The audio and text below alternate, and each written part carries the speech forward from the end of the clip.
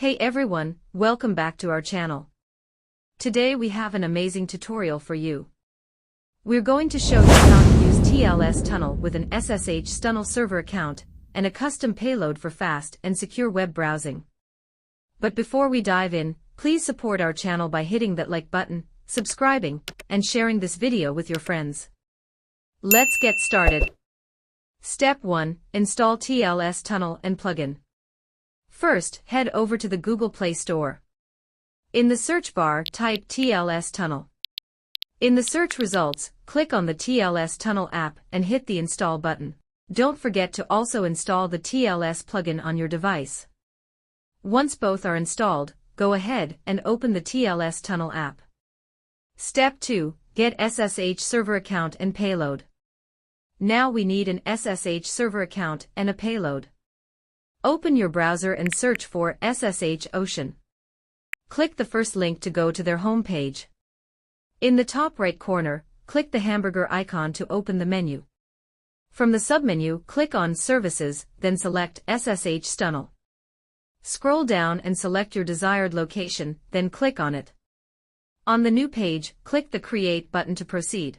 On the next page, fill in the required details, username, password, and complete the reCAPTCHA, then click the Create Now button. In a few seconds, your account will be successfully created. Step 3. Copy server information. Now this step is crucial.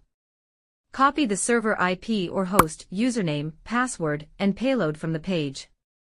Make sure you have all this information handy. Step 4. Configure TLS Tunnel. Go back to the TLS Tunnel app homepage.